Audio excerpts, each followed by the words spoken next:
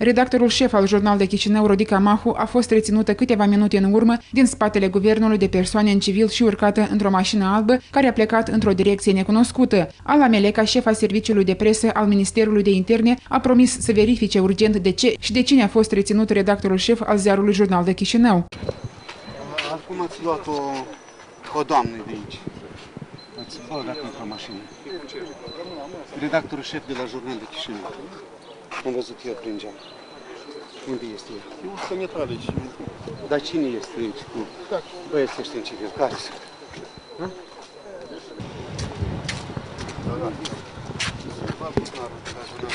Ați văzut că acum 2 minute redactorul șef Rodica Mahu a băgat în mașină. Dumneavoastră erați aici. Chiar aici. Nu, mașina nu știu. 2 minute erau, eu am văzut chiar. N-ați văzut?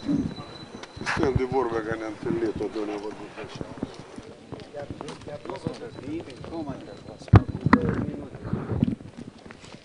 Spuneți-mi, vă rog, că vă erați aici.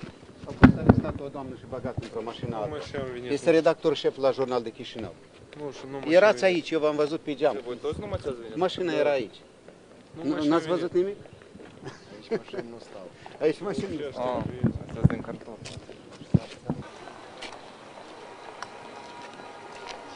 Ați văzut cumva acum 5 minute.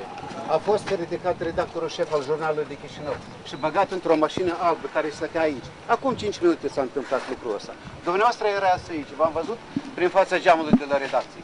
Ați văzut așa ceva? N-ați văzut? O femeie, 4 bărbați cu o femeie. N-ați văzut chiar așa ceva?